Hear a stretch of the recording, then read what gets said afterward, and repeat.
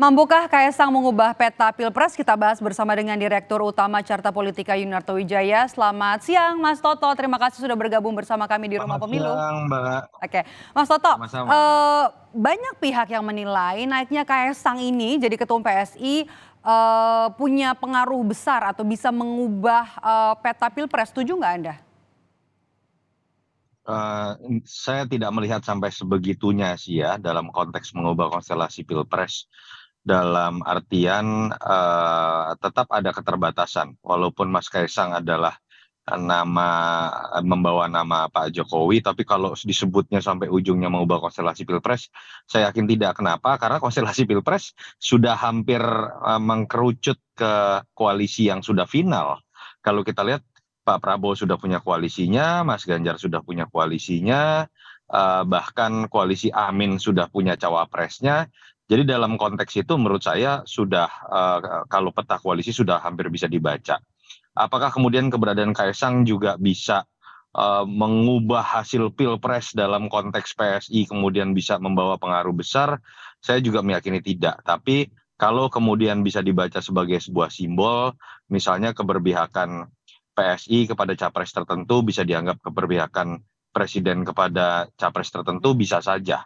Dan yang paling penting kan jangan sampai kemudian konteks kemudian di belakang ada Pak Jokowi dianggap menakutkan itu diartikan bahwa kemudian partai yang dipimpin anaknya Pak Jokowi bisa menggalang aparat, bisa kemudian mendorong logistik-logistik sumbangan-sumbangan mengarah ke sana.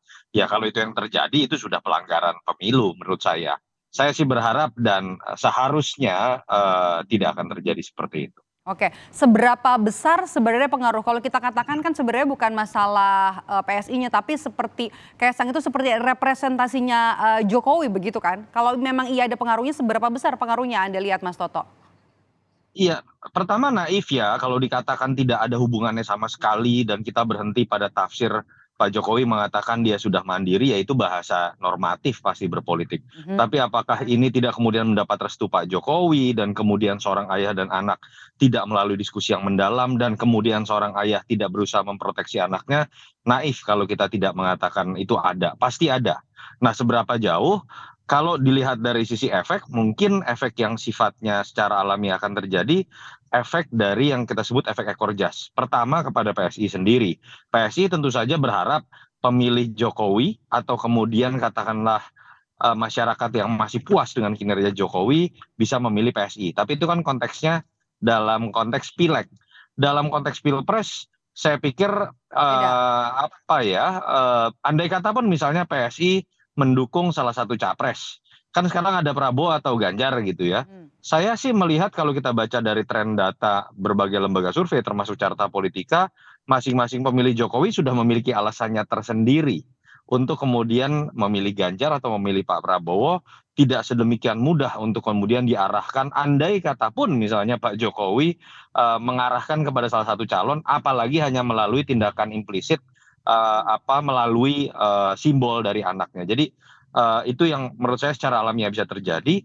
Berbeda dengan misalnya pandangan kalau kemudian presiden turun gunung, melakukan penggalangan, melakukan intervensi, itu bisa berimplikasi besar. Tapi saya percaya Jokowi bukan tipikal karakter tipikal pemimpin seperti itu yang akan melakukan tindakan-tindakan yang katakanlah akan merusak legasinya sendiri. Oke, nah ini ada penilaian juga dari Wasekjen PKB Saiful Huda yang bilang kalau Kaesang ini adalah bidak caturnya Jokowi yang semakin intens selama 5 bulan jelang Pilpres. Anda sepaham soal ini, Mas Toto?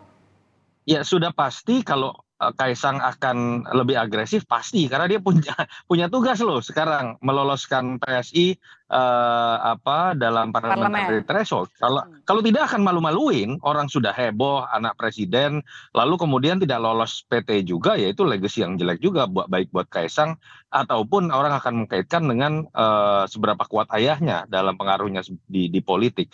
Tapi kalau dalam konteks kemudian bidak catur, saya melihat tetap ada keterbatasan ya untuk Kaisang bisa mewakili ayahnya sepenuhnya dalam konteks hanya menjadi bidak catur.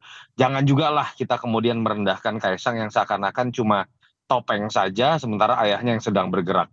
di atas dalam era transparansi seperti ini, saya yakin tidak mudah seorang presiden melakukan intervensi politik dalam pilpres. Nah kan kemarin juga Kaesang ini kan milih sowan ke Barajepe. Anda ngelihatnya gimana nih Mas Toto? Ya itu yang kemudian memang akan menjadi keuntungan politik tersendiri buat PSI ataupun Kaesang ya. Kita tahulah karakter berpolitik dari sebagian relawan atau sebagian misalnya orang-orang yang dekat atau merasa dekat dengan Pak Jokowi ini kan masih ada budaya feodalnya. Budaya yang menempatkan Pak Jokowi ini dalam konteks saya istilahkan demokrasi ala Harmoko ya. Karena apa-apa menunggu instruksi Bapak Presiden, atas petunjuk Bapak Presiden.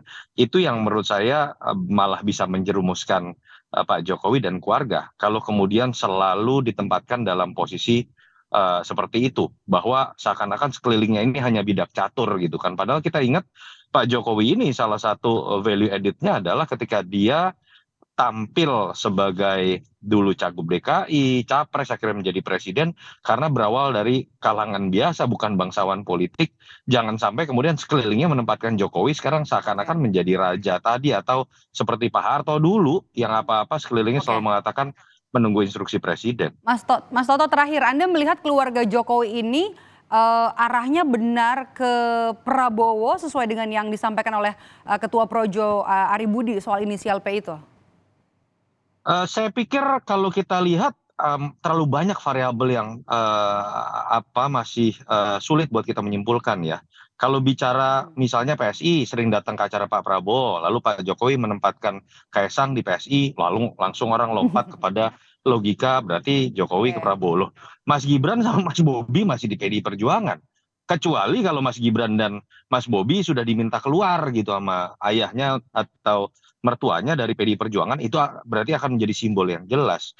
Jadi kalau saya sih melihat pernyataan Budi Ari ini lebih ke arah ambisi politik pribadinya yang memang sudah terlihat sekali ingin ke Prabowo dan selalu menggunakan momen-momen ini mengatasnamakan tanda kutip ya seakan-akan bahwa arah Projo dan arahnya Budi Ari sudah pasti sama dengan Pak Jokowi. Padahal banyak sekali relawan misalnya yang punya pendapat berbeda. Ada yang ke Pak Prabowo, ada yang ke Mas Ganjar. Saya yakin Pak Jokowi masih berhitung, masih sepakat dengan istilah ojo ke susu, mungkin masih membaca-baca hasil survei, siapa yang punya peluang untuk menang dan diinginkan oleh pemilihnya, dan saya pikir masih akan memutuskan di masa-masa injury time, andai kata pun sudah memutuskan, tidak akan pernah ada ungkapan eksplisit Pak Jokowi mendukung salah satu calon. Oke, tadinya kan keluarga Jokowi ini kan lekat banget ya dengan PDI Perjuangan. Apakah dengan masuknya Kaesang ke PSI ini bisa mengubah dukungan dari para pendukung Jokowi yang tadinya melekat dengan PDIP ke PSI? Mas Toto, terakhir. Kalau Mas Gibran dengan Mas Bobi sudah keluar dari PDI Perjuangan, logikanya jadi benar. Tapi selama bahwa kakak beradik ini kemudian masih ada di dua partai yang berbeda, lebih mudah buat kita menyimpulkan Pak Jokowi bermain dua kaki atau memasang politik dua kaki karena tidak ingin adanya perpecahan di antara koalisi pendukungnya sendiri. Oke, politik dua kaki ini ujungnya kemana Mas Toto? Ujungnya adalah untuk menjaga stabilitas politik. Bayangkan kalau Pak Jokowi sekarang misalnya secara eksplisit mendukung salah satu calon presiden, yang terjadi adalah kekisruhan di koalisi politiknya. Itu yang menurut saya sekarang sedang dijaga dengan cara Jokowi menempatkan politiknya ini bahkan bukan di dua kaki saja, bisa saja tiga kaki bahkan. Wait and see, masih kita akan tunggu karena pendaftaran baca pres, cawapres juga nanti masih akan terjadi kurang dari 1 bulan lagi Oktober nanti. Terima kasih. Betul. Dari Direktur Utama Carta Politika Yunarto Wijaya sudah bergabung bersama kami di Rumah Pemilu. Terima kasih Mas Toto, sehat selalu. Terima kasih.